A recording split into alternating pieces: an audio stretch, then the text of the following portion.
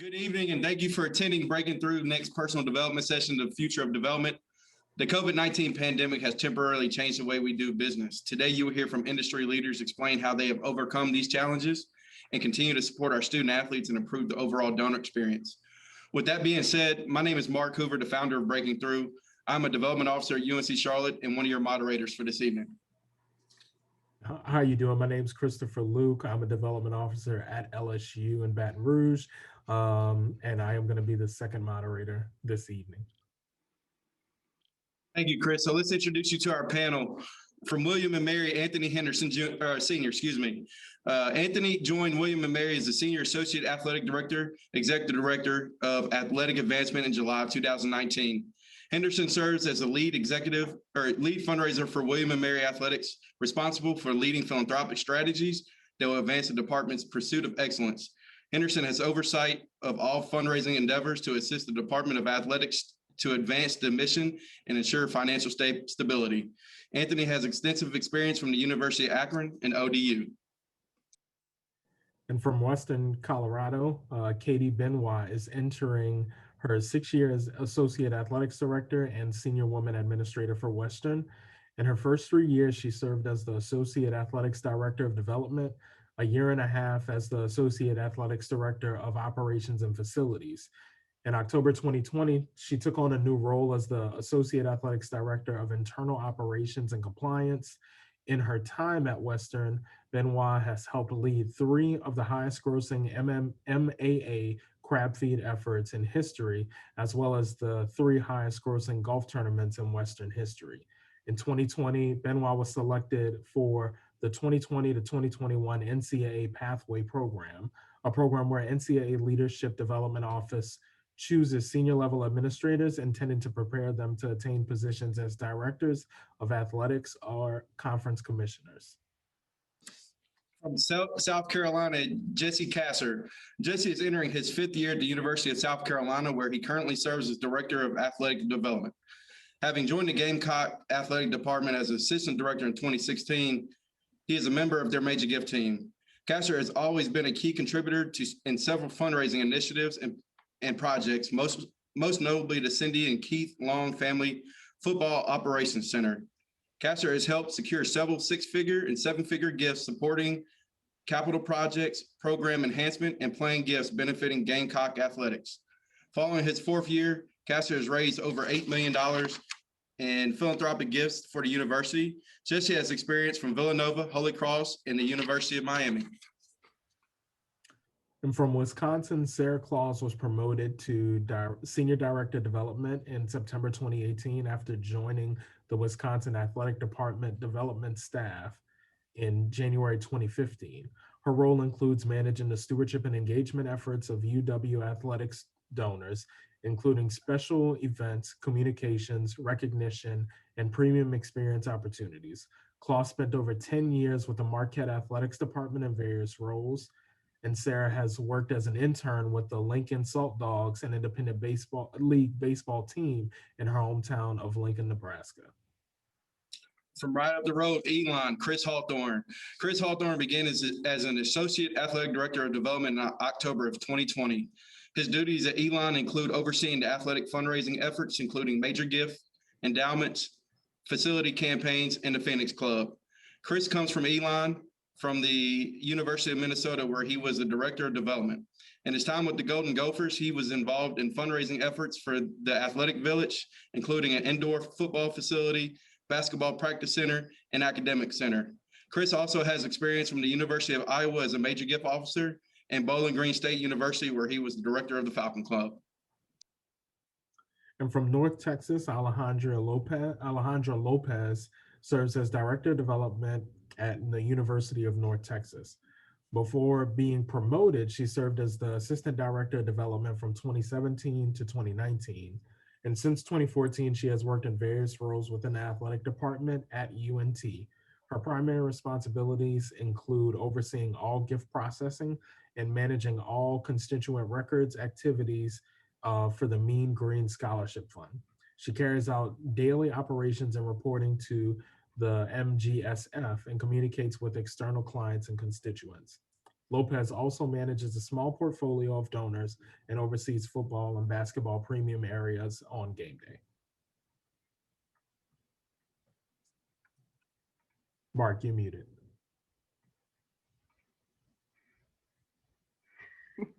Mark. Sorry. Awesome. So the process for this evening is pretty simple. There will be 3 rounds of questioning followed by a closing statement from our panel. With that being said, Anthony, let's get started. Anthony, how are you and your team transitioning donors from annual donors to major gifts? That's a good question. You know, when I got here, we were really solid in the major gift. I think I have the opposite problem most folks have. We were really solid in the major gift area. You know, significant giving at that level. We didn't really have an annual giving pipeline. One of the great things I was allowed to do when I got here, I was allowed to build a team. So I actually split up my team in 3 different parts that didn't exist when I got here. So I hired a assistant AD for major gifts, John Tice from High Point.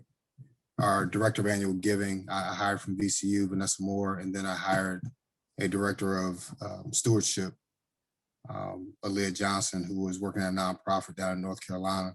So putting that structure in place allowed us to start to build.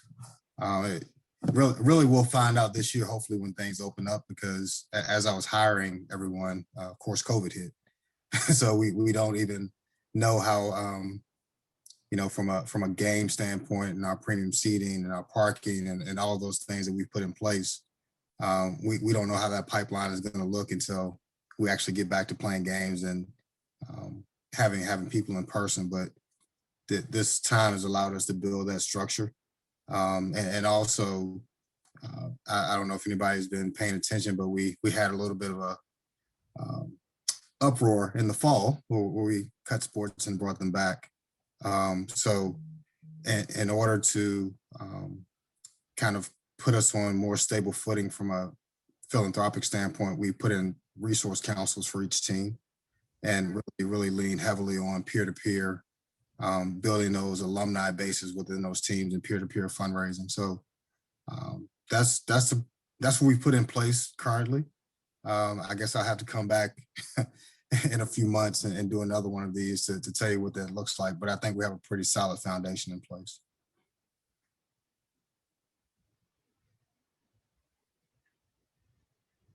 That's a great answer. So Katie, how has your office been able to pivot to create a unique experience that keeps donors engaged?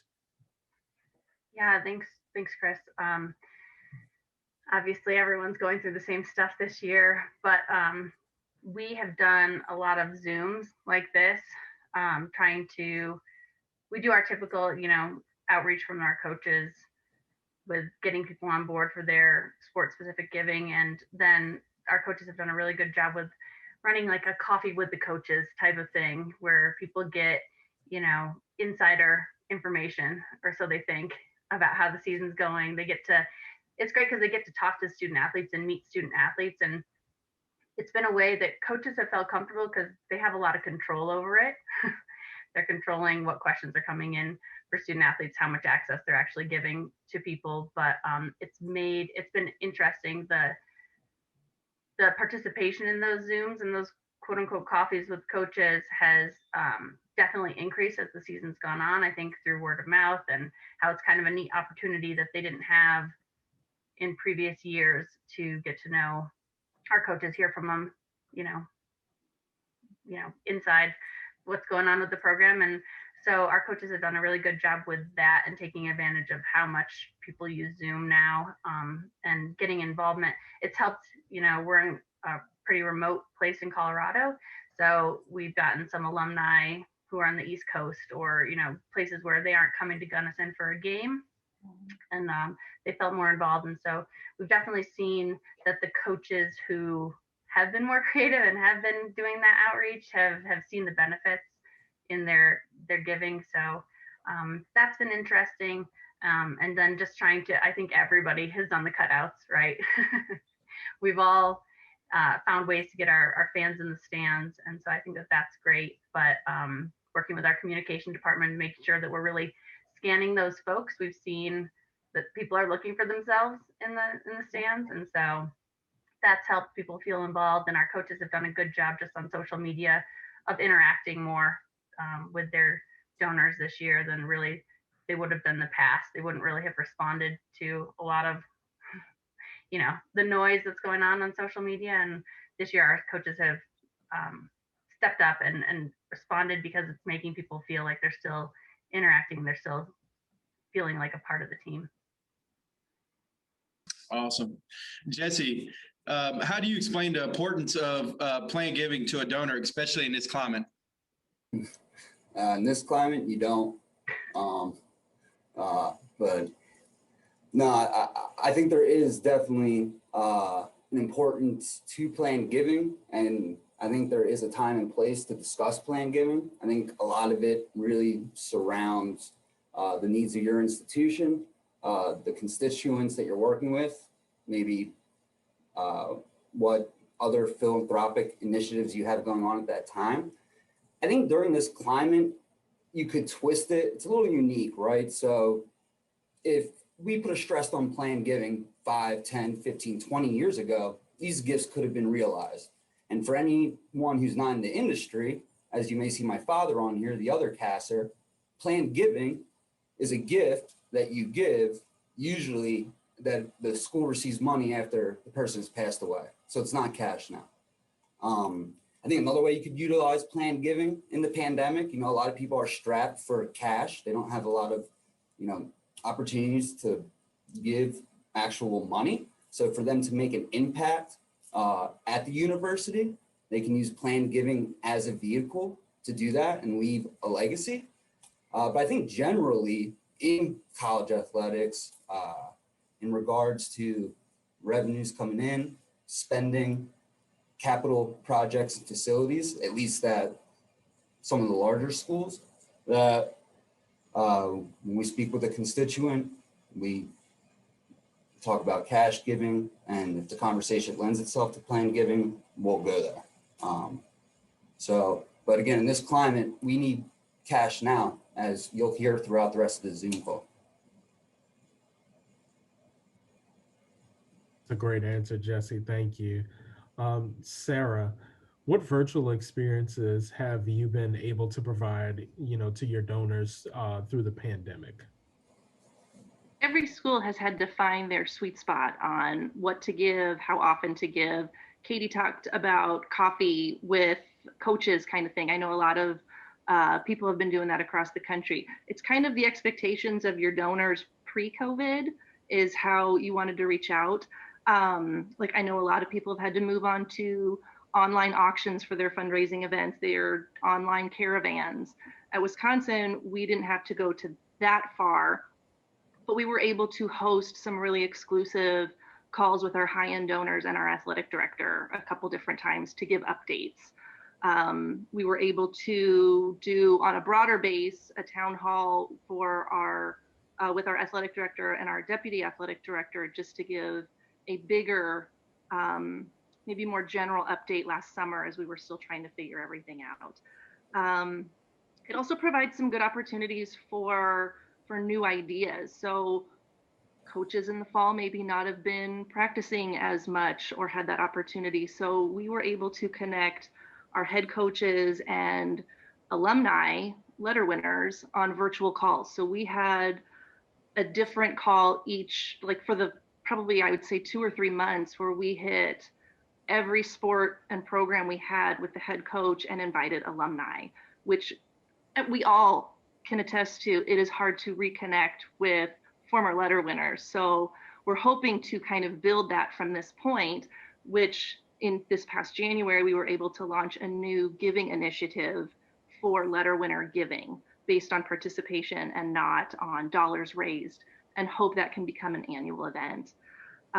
We weren't able to get together for our endowment luncheon in the fall, so kind of creative in how you can still thank them, and thank goodness for cell phones and taking pictures and making messages on phones and just send it to you and transfer it into the right format so you can send that out.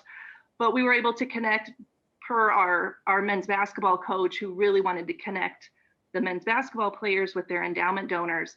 So we set up as many calls as we could with donors and their student athlete match, which I will tell you was a huge headache schedule-wise when you're trying to match practice times, off days, and everything. But it was a 10, 15-minute call.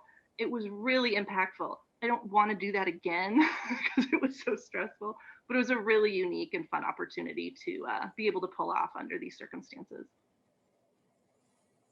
Awesome, Sarah. Chris, how are you keeping your portfolio engaged during this time?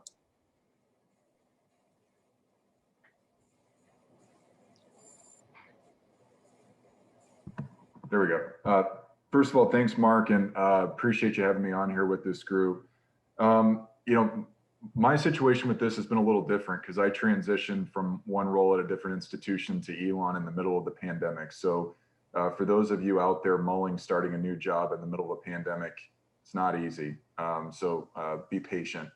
I think for us, I had a difficult kind of transition into Elon here because I was following in the footsteps of someone that's been here for 27 years. So the donor management aspect of it, managing portfolios and all that was something that was really, really difficult to pick up on the fly. I was lucky enough to have a little bit of overlap with an individual that was here prior. But for us, the first thing we did was try to right size portfolios. I think at times our portfolios can get really bloated and really big, and you lose touch with people. So one of the first things we did was a pretty deep data dive to try to figure out where do we need to spend our time, who do we need to prioritize, how are we going to engage with those people, realizing that face-to-face interaction for us here in North Carolina because of our COVID protocols is not something that was going to be all that viable in most situations. So right-sizing the portfolio was one thing, and that was a lesson I actually took from Travis Goff and Fred Smith at Northwestern. The next thing we did was we just started calling with wellness checks. I think we all probably did it at the start of the pandemic. Just check on people, being empathetic, being transparent, letting them understand and know where we're at, right? Letting them understand the financial impact at our institution, how it's impacting our student athlete experience. They don't know that. And a lot of the parents of these kids don't know that because the kids don't talk to their parents.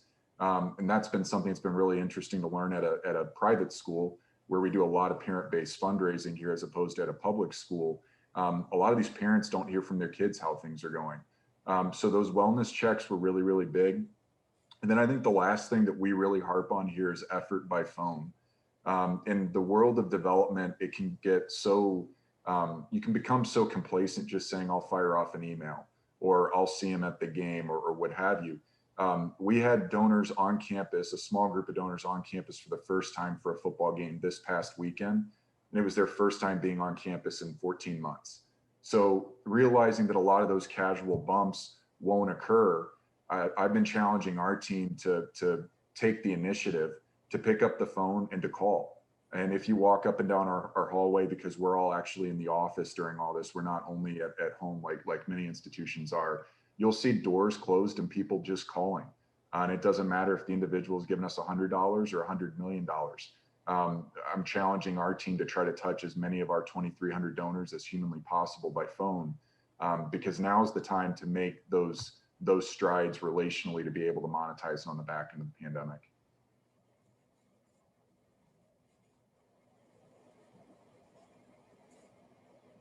I love that answer, Chris.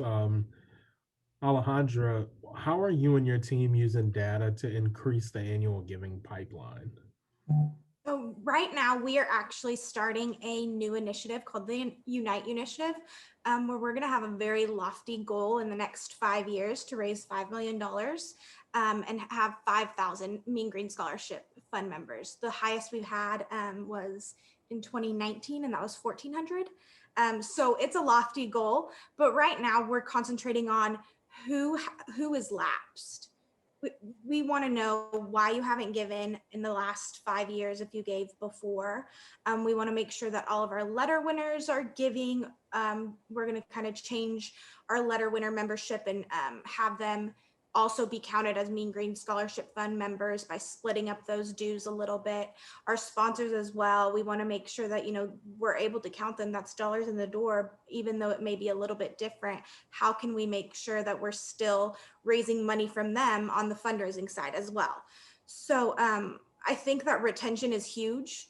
And right now, it's been hard to retain donors. I don't think we've done the best job necessarily of making sure that our donors renew, but we've done a really good job of getting new people. So how do you balance that? So right now we're going to focus on our lapsed donors. If you've given, last year, but not this year, or some year in the last 5 years, we're really focusing on that. Awesome.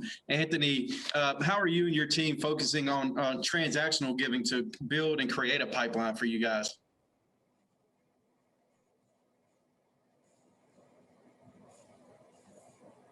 Oh, there we go. It wouldn't let me unmute myself. Could you repeat the question? I was trying to unmute myself and I get a chance to actually hear you. Yes, sir. So how are you and your team focusing on transactional giving specific to build and create a pipeline? Yeah, it kind of goes back to what I was alluding to earlier. We're actually in a good place when it comes to philanthropic giving here at William & Mary. They have a really good culture of philanthropic giving. We have some tied to parking and tickets and those type things, but really our folks, a lot of them don't live in Williamsburg. So, we've done a very good job before I'm kind of like Chris. I got here in July of 19 and the individual I followed was here for 34 years. So those CAA guys they get here and they don't leave. But, we've actually been able to, during this time period, put some things in place that we think we're going to be able to take advantage of. Really right sizing what our parking looks like around football game days, right sizing what our premium seat ticket, we call them scholarship seating contributions. We changed them from seat licenses because we wanted them to be more of a philanthropic piece of it, even though they're not tax deductible. So we've taken a really deep look at kind of how all those have been set up. And then hopefully now with spring football,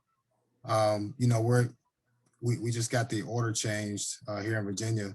So we're going to allow more folks in the stands based on what the governor said. So it's going to give us a chance. We weren't originally going to have people in our suites, but we're actually going to take a chance and get about 30% of our suites. That's going to allow us to touch those folks. We're not going to charge them for the spring because it's only 3 football games, but it's going to allow us to have those renewal conversations for the fall. So, building those different things around that. And also we're looking at, from an outbound sales perspective, that we have a huge opportunity just in the city of Williamsburg. We're going to be a college town. There's a retirement community. It's a community that, the people are here and they're passionate about Division I sports. We haven't really done a good job of outbound ticket sales previously. So we're currently going through an RFP right now to either look at Aspire or IMG Learfield Ticket Solutions to actually get out in the community and have those tentacles out.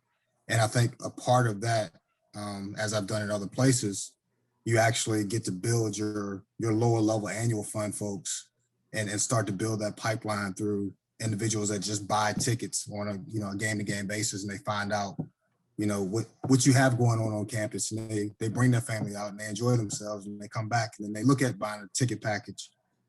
So putting those things in place to kind of build that pipeline, we're working on it. Hopefully we'll see the fruits of that come this fall. Thank you, Anthony. Katie, what does the game day experience look like in the new normal? Well, we've had pretty tight restrictions in Gunnison since the start of the pandemic. Really, we haven't had any fans in our stands at all. We have been lucky enough to continue to have seasons and have games, and our county just went to on our corona meter. I know every state, every county is different, right? But we're blue, which is pretty good. Leads into playoffs. For us, we might actually get to have some people there. So we've had to really, like I said, with the cutouts, right, and really upping our streaming game for our game day, trying to make people feel like they're a part of it, increase the chat that's going on during games so fans can feel like they're there and excited about the action with their fellow fans. And then our sponsors, we're in a small community, and so a lot of our sponsors are local, and they would come and be a part of that halftime entertainment, and we get to recognize them, and they get, we'd work with them on what kind of cool promo you want to do that really highlights your business. And so we haven't obviously been able to do that virtually as well. So we're just really working with them, these small businesses, reaching out and helping to create their commercial for them, if that's what it needs to be, where they feel like they're getting their money's worth and they're getting the exposure, and then really working and letting them know what kind of exposure they're getting. So sending them the analytics after a game of, we had this many, unique visitors to the site. This many people are watching the stream. Just trying to really make sure that they know, even though they're not getting the exposure they got when they were coming to the game and had fans in the stands and the student section, making it worth their while to stay on as a corporate sponsor, especially when it's been, I feel like restaurants and some of those businesses have been hardest hit throughout all of this when you have a restricted county. So our game day has moved online for most of it, and then keeping people in the know for as we can transition. We've had a lot of requests from donors. As soon as you can have one person in the stands, I want it to be me, right? So making sure that we hear them, and we're going to keep them updated on all of the county guidelines. And as soon as we can get them in the stands, we will. And then, so I think a lot of that, just making sure that people still feel like they're getting, our corporate sponsors still feel like they're getting their money's worth, and want to stay on board. Awesome. Jesse, a lot of donors have mentioned that for some reason they didn't know the need of the student athlete. So how are you guys using this time to really inform donors of the need of the student athlete? It's a good question. It's interesting, especially for a frontline fundraiser who's so used to being in people's homes, businesses, sitting in front of them and actually building a connection and having the opportunity to tell them face to face about the needs. So, when the world stopped back in March, I think we took a lot of time. I think Chris had mentioned it, just health check at first. Let's just check in on everybody and see how they're doing.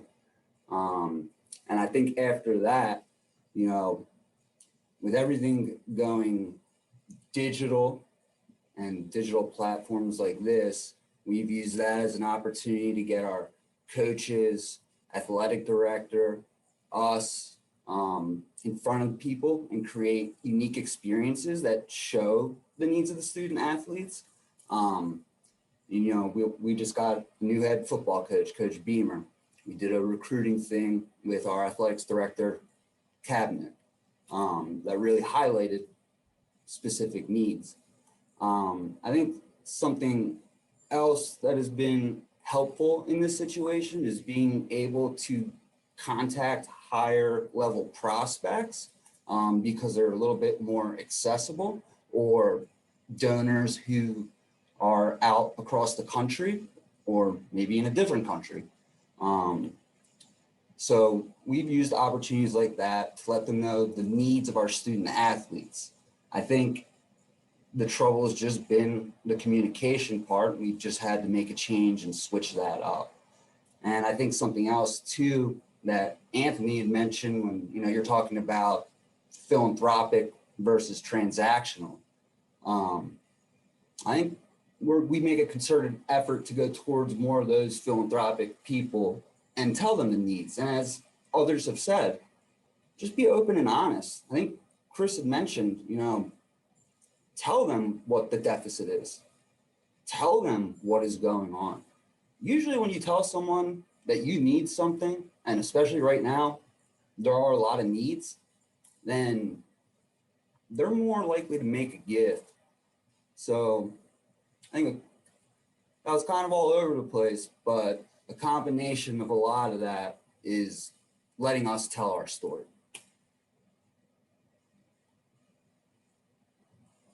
I love that.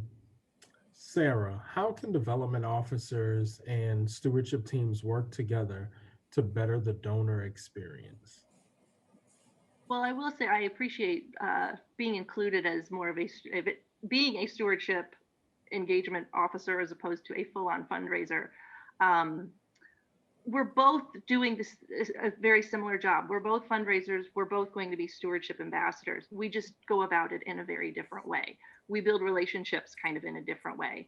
I think communication is key. Obviously, we do have different roles, but we need to respect that each of us has a different role and respect that we're good at our role. That's why we've been hired in these positions. And I think that we're all type A personalities professionally. It doesn't matter personally. Professionally, we are all type A personalities. So we want our opinion heard. We want to share it. We want to tell you, oh, you could do it this way. But we really just need to be respectful of the role that each of us has and be open to those suggestions both ways. But we're there to complement each other.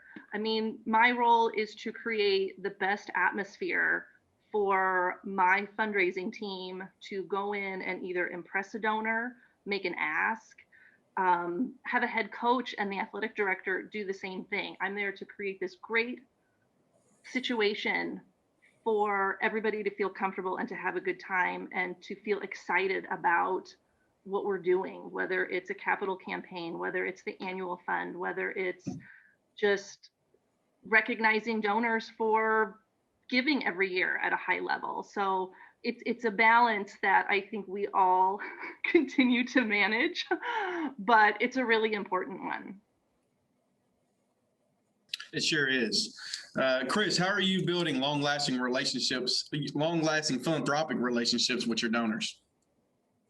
Yeah, I'm going to run with what Sarah was just hitting on in the same way that, you know, we're a team within our development shop. The way our team tries to engage with our benefactors is through that same ethos. We're a team with them. And I don't know if this is a byproduct of the people I've been with along the road here of progressional or professional progress or throughout my career or not, but I don't really believe that, you know, if we're doing this right, that there ever truly is a transaction. We're going to arrive at a place where that individual feels compelled, enthralled, inspired to make an investment in the future of our student athletes when it's right for them. And ultimately, if you focus too much on that number, if you focus too much on a need as opposed to the totality of that relationship, you're going to shortchange the longevity of that relationship. So I think those that I've been closest with, the benefactors that I still get texts from every night, or we talk on the phone regularly, or, you know, when they're in town, they make an effort to see me and I make an effort to see them. It's because there's a relationship. And I think at times, to create a parallel to our industry, people are so concerned with developing a network and trying to have the Rolodex of all the names of people that, you know, might be able to get them to job A, job B, job C. If you're truly concerned about the other person as much as they're concerned about you, that's a relationship. It's not a transaction. So I think fundraising operates mechanically the same way. We try to approach it from kind of a team vantage point. We really try to present the entire picture, not just, you know, wherever that investment opportunity might live, but what do they aim to substantiate from it? Why are they trying to make the institution better? Why are they trying to impact the student athlete experience through this lens as opposed to through a different lens? And I think in our roles, our job is to ask questions more than anything. And so once you ask that question, allow the individual to talk, allow the individual to share with you what ultimately inspires and matters to them. And then I think the last thing is being able to, at some point along the way, create a team for them. whether it's them or their spouse, them plus friends, them plus their kids. The more holistically you can look at the totality of that philanthropic relationship, the greater the longevity of impact that that individual can have on the institution. Ultimately, if it's only about one person, then the shelf life is as long as that one person feels great about whatever it is they're investing in. The more people you can introduce to that relationship, whether it's a football coach, whether it's a soccer coach, whether it's the AD, whether it's the individual's spouse, whether it's the individual's best friend, whatever, the more people you can bring into that relationship, the greater the upside and the longer they'll be involved with you. I love that answer. I wrote down one of those key philanthropic questions. Why do you want to make the university better? I think that's such an important thing to always ask. Alejandra, how are you engaging with your young alumni after they leave campus? I think that everybody struggles with capturing their young alumni. They're distracted or, on their own for the first time in real life. But it starts on campus. It starts when they're students. So we, 10 years ago, when our stadium was built, we started bringing every freshman student to our campus during their orientation. So they get to go on the football field. There's cheerleaders, they sing the fight song, they learn, different cheers. They see where they're going to be sitting, they take pictures, play games. It's just a really fun kind of late night activity for them so that they can be excited and learn about athletics. It's, tickets are free for students at North Texas. And so it's an awesome incentive for them to get involved and do something free. College students typically don't have a lot of money, so they like to do free things. And so I think our marketing staff has done a great job on getting them as their students. And then once they graduate, we're providing free tickets to football and basketball games for them for the first year. And then if they donate just a small amount, $25, they're actually at the $300 level. So they get free parking, they get Olympic sports passes, which is really neat, for a first year student. And then it's just tiered for the next 5 years. So they'll pay a little bit more for tickets and a little bit more in their scholarship fund until, they're 5 years out. And then hopefully it's become a habit and they just want to continue. And, they're accustomed to having to go up in price every year. So they know that, okay, it's going to be a little bit more expensive. I'm going to budget a little bit more next year. And we've seen a lot of success with that, a lot of success. So I think that as long as we continue that and be creative and make sure that, especially through right now, I know it's hard for all of us, but continuing that tradition, I think, is just going to make us even more successful because they're going to be the major donors one day.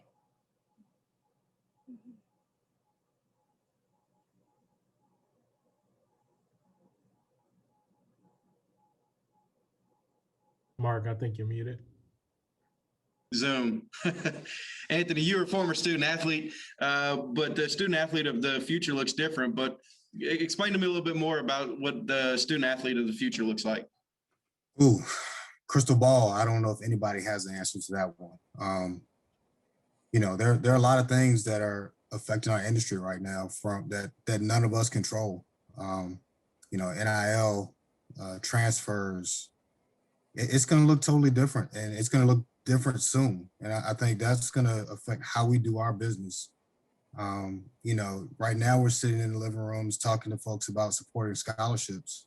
What do scholarships look like in 4 or 5 years if student athletes are actually getting, not necessarily paid, but they're having different streams of income based on their name, image, and likeness, or, is their scholarship now taxed? I don't know. I don't know what the future looks like, but I know we need to be ready for it because we're going to have to adapt at the end of the day. We're going to still have to raise money. I think the mission of what we do isn't going to change. We provide opportunities for individuals who may not actually be able to attend an institution of higher education, but for the ability to play their sport. So I don't think that's going to change. But we're going to have to adapt to everything surrounding that and how our student athletes are going to be treated moving forward.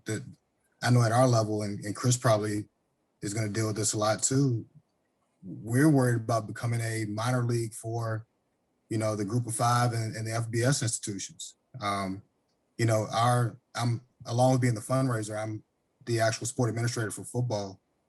Our ADs in the CAA made a conscious effort not to put out an all conference team this year for spring because they didn't want the FBS coaches to already have a list of guys to watch.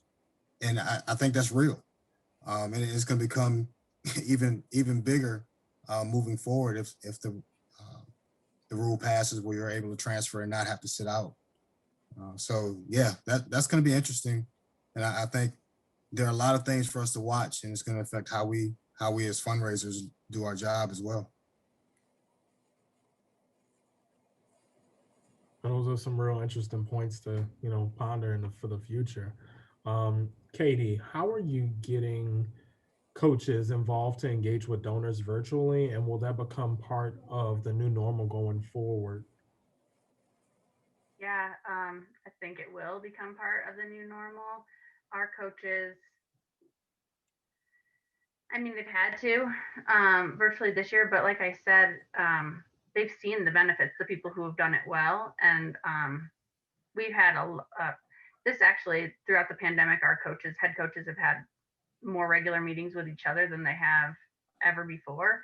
And so it's been great because they've been talking to each other about what's working, what isn't. And so I think that those who didn't jump on board with the virtual fundraising have now seen that it's worth it.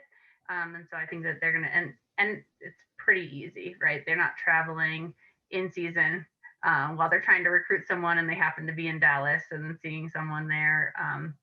They've seen obviously that's worth it a lot of the time, but they can reach out to a lot of more people and get a bigger net when they're doing these virtual events. And so I think it's going to become part of their jobs and the norm because they have seen the benefit of it and they've seen that they can reach a lot more people than they maybe could. They're not talking to people at the game, our football coaches, except they're talking to 5 people right after the game. They're not talking to the young alum, to speak to Alejandra's point, and keeping them involved and engaged. And so I think that virtual events are going to be a part of what our coaches do from here on out. But hopefully, if done well, they're going to be an easier way to increase the number of donors. You're still going to treat your top 10% a little bit differently, but I think it's going to help you get that broader base and fill your pipeline. Jesse, long-lasting relationships are key to this industry. What are the ways? What other ways are you using those relationships to improve the overall donor experience? Sure, absolutely. Well, I think you could probably just replay Chris's answer in regards to building long-lasting relationships. But, I think you got to get to know somebody before you're asking them for money or anything, really. And I think something that's key that we do as development officers is, we want to connect the donor back to the university with all the tools that we have. Making that connection is going to get them excited and hopefully spark some interest in making a philanthropic gift. And I think on the other side, from the development officer, getting to know them. I think Chris mentioned asking a lot of questions. I like to listen. I like to pick up on cues and keys of different things. When you're fundraising, a lot of it's psychological to some extent. You're trying to figure out what makes each individual tick so that you can kind of push them towards whatever their philanthropic priorities are at your institution. So I think you also have to know that it's going to take time. I think that's important too. And I think that's important for the long-lasting philanthropic gifts. Someone's first major gift usually isn't their last if you're doing your job properly. So, building that connection, how about going above and beyond for people?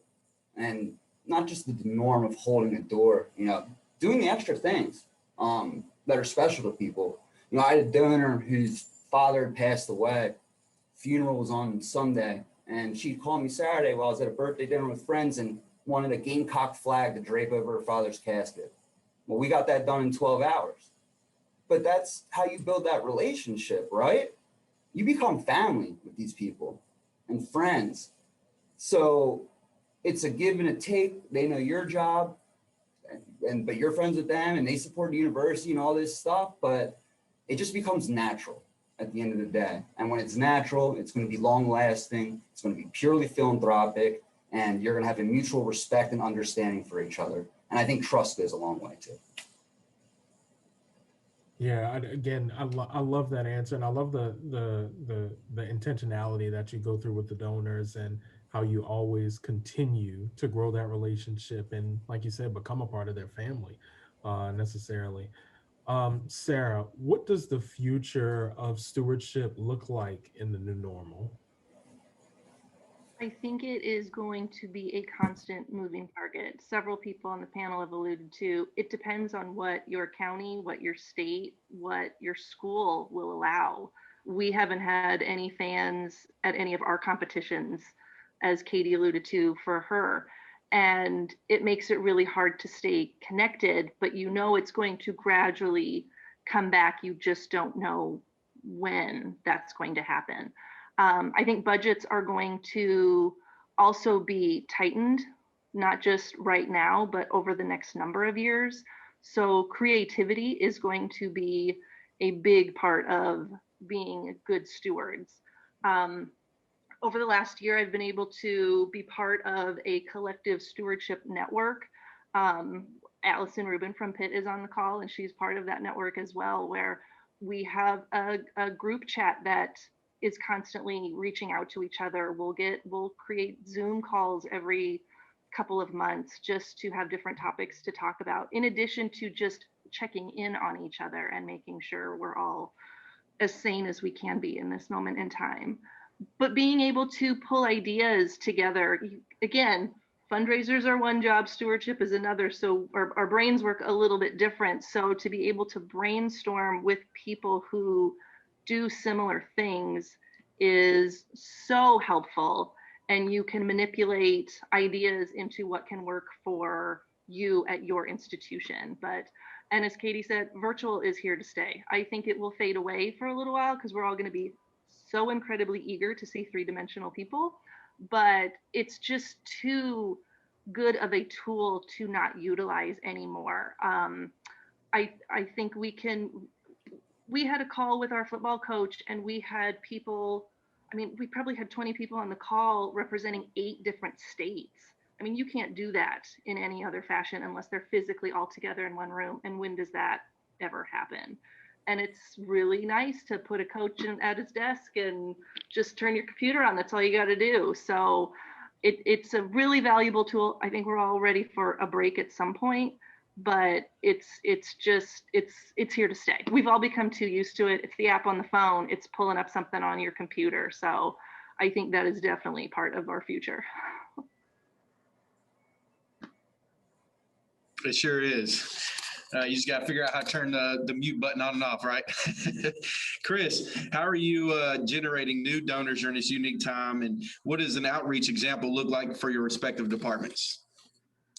Yeah, so I'll start formerly, I should say. It was a lot easier at Minnesota, to be honest with you, because it was where I went to school. It's where I had 2 degrees from. It's where I played football. So you have just so much more institutional equity there and name recognition and all that stuff when you pick up the phone. Now, I was a kicker, so it didn't have a ton of cachet, but it had some.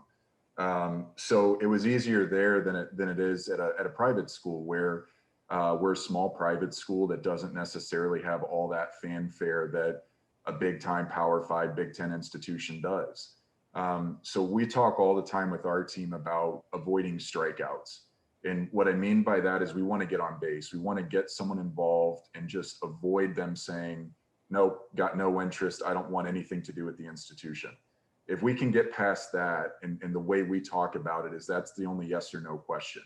Ultimately, when you arrive at a solicitation, that shouldn't be a yes or no, because if you've done the relationship cultivation appropriately, you both have arrived at the right place. And maybe the only thing that you need to work through is financing mechanisms and all those types of things. But the only yes or no is, would you in some way, shape, or form have interest in helping either our athletic department, our institution more broadly, et cetera? If you can get past that, then we're on base, and it's, are we going to hit a single, a double, a triple, or a home run? Where we have really found success at a small private school like Elon is in parents, and I'll go back to that. And I was actually on a call a couple of weeks ago.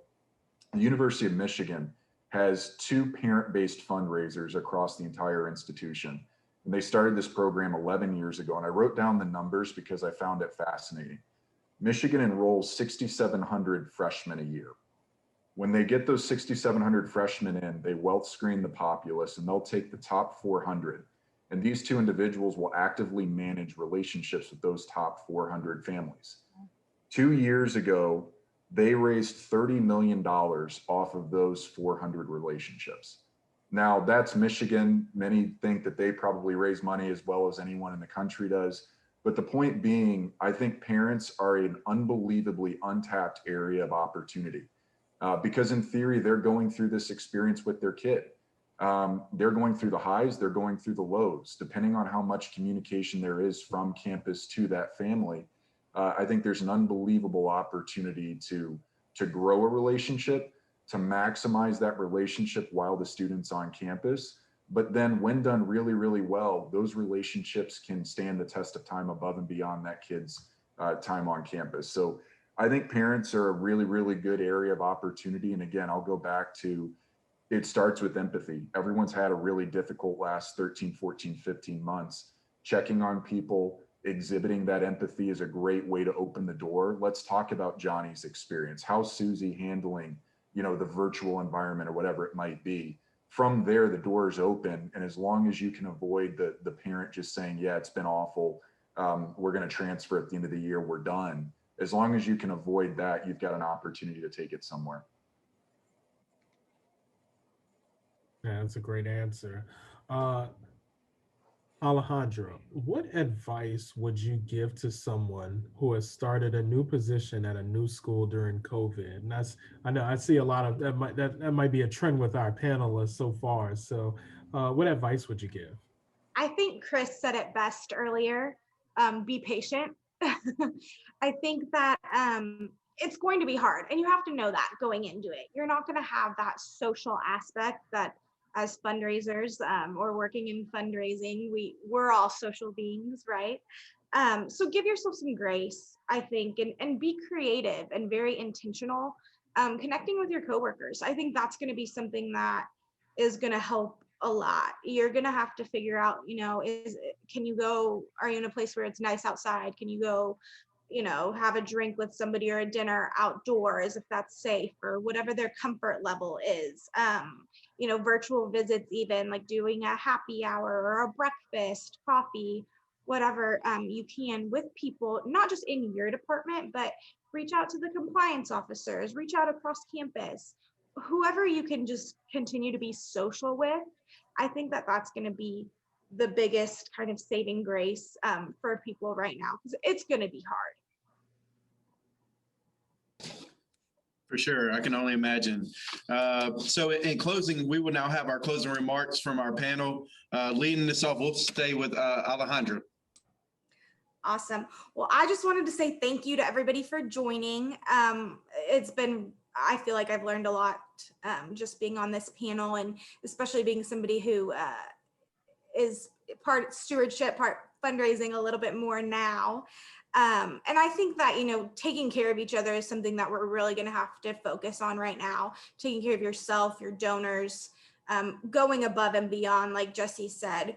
We're going to have those people who are going to lose loved ones either to COVID or otherwise. And, it's a part of life, and we need to make sure that we're taking care of those people and showing them that we're not just here to get money from them, right? That we want to build that relationship, that we want to make sure that it's a philanthropic, relationship and a philanthropic gift. And so I think that's going to be the number one kind of thing moving forward, is just to take care of yourself, each other, your coworkers, your donors, everybody. What about you, Chris? Yeah, well, number one, again, I want to thank Mark for having me on here. It's been great to learn something from each of you. I guess my 2 cents with this entire thing is just the industry we're in is super special.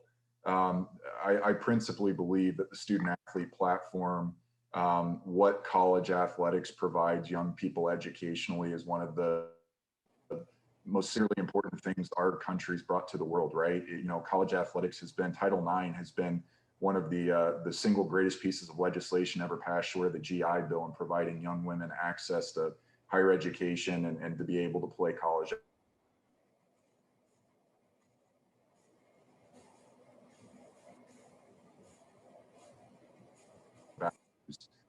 associated with what we do and who we serve.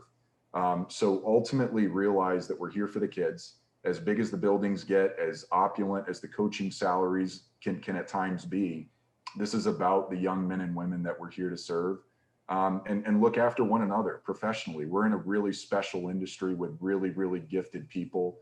No one's above and beyond a phone call or a text message, being able to check in and look after one another. So, you know, I think my information's out there. If I can ever be of assistance to any of you, please don't hesitate to reach out. But otherwise, again, I thank you guys for your time.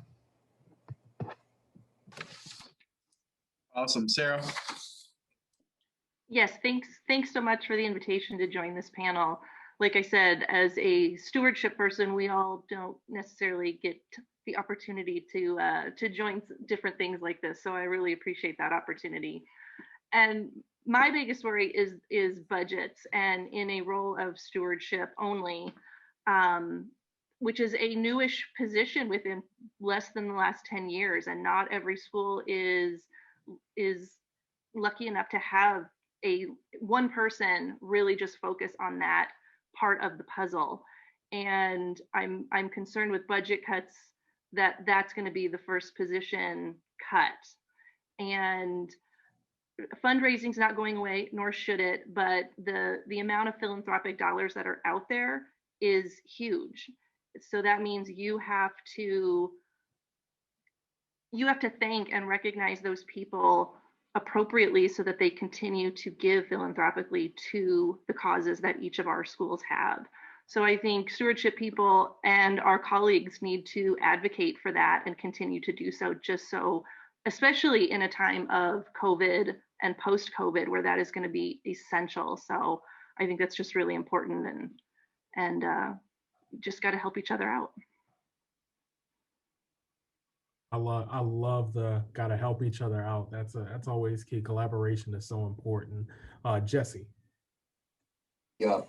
Again, thank you to Mark, Chris, and everybody else for inviting us for this opportunity. I think a lot of people touched on a lot of things. And I think Mark and I spoke about this as professional development opportunity, to learn more about others from the industry. As you can tell from everyone who's on the panel, that we come from different backgrounds, schools, have been different places. We're always learning. So appreciate the chance to come on here and listen and share. And to everyone else's sentiment, you know, I'm not going to sit here and say I know everybody's age, but we are all young, up and coming college athletic administrators, right? So we are leading the future.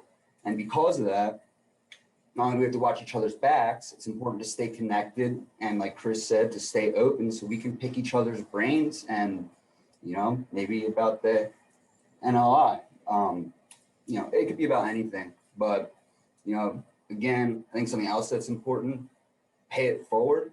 You know, whenever anyone has the opportunity to help someone else, make sure that you take that opportunity to help them and tell them to pay it forward again. But again, I appreciate you guys a lot. And if anyone ever needs anything, happy to share contact information. Would be happy to chat later on in the future. For sure. Katie?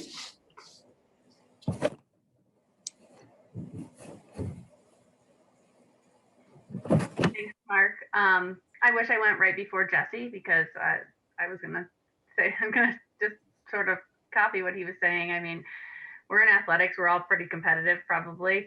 But this pandemic has shown how collaborative we can be as well. Like Sarah was mentioning, the groups that have come out of this, where we're all just trying to make our way through this new reality and stay afloat and help our student athletes. And so I think it's been a great way that I've connected with a lot more people than I ever would have in my own world, in my own conference. And so I hope that that is something that continues to be the norm, and we move forward to still reaching out to each other and relying on each other.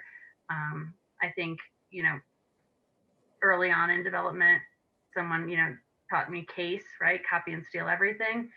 And I think that this has just highlighted that, seeing what cool things people are doing at other institutions and not hesitating to reach out and say, how'd you do that? And how'd you get your alumni on board? And what was the reaction once you did that? Was it worth it? Would you do it again?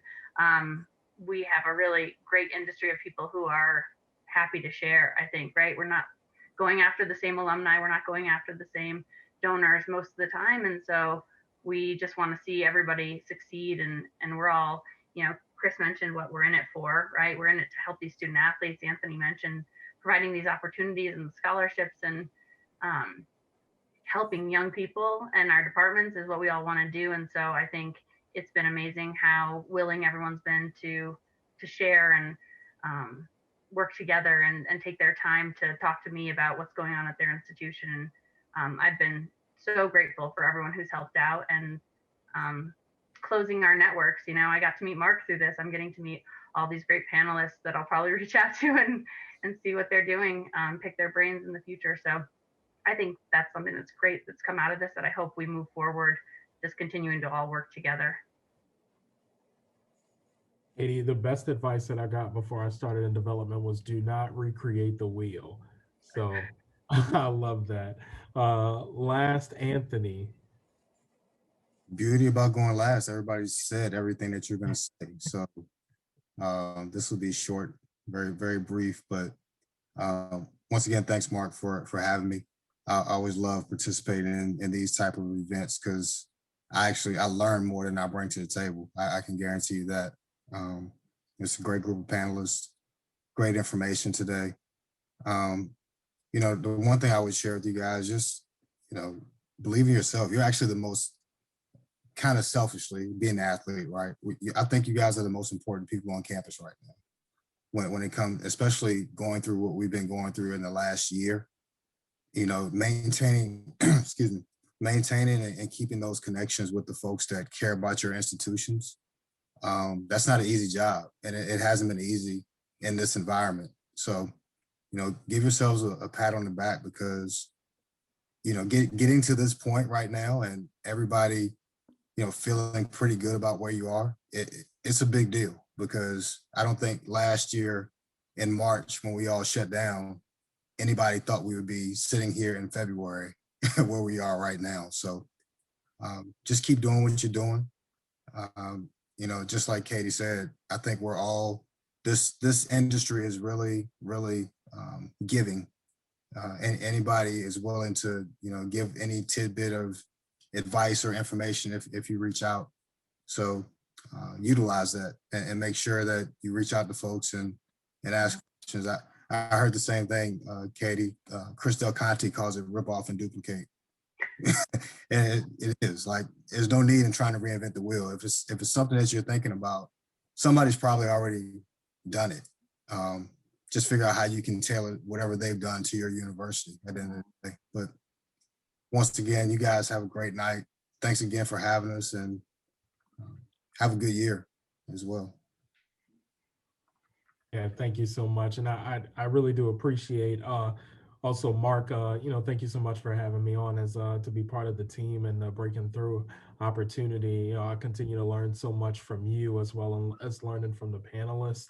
I would encourage everybody that's attendees, and I think it would resounding from everybody, reach out on LinkedIn, shoot an email to our panelists. They are, more than willing to help and give great information and continue to be a resource, because no matter how far you go in this career, no matter, where you go and what office you find yourself in, I think everybody knows at some point in time they'll run into each other or run into situations that somebody else has seen. So thank you all panelists. Wonderful answers, amazing opportunity to listen and learn from you.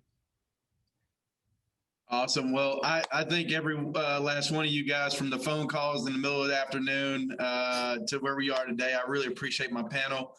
Chris, thank you for being a great friend. We go back to high school in Little Old Terry, Mississippi together, and we're development officers in different aspects of the world. So it's really amazing to see you grow and collaborate with you tonight. And last but not least, I'd give a huge shout out to my marketing person, Madison Heading. She is my saving grace behind all of this. So I really appreciate all the work that you do for me, Madison, and this platform. You will be able to find tonight's recording on our YouTube page on Monday. So please subscribe. And if you have any questions, please feel free to reach out, and you guys have a good night. Thank you, guys.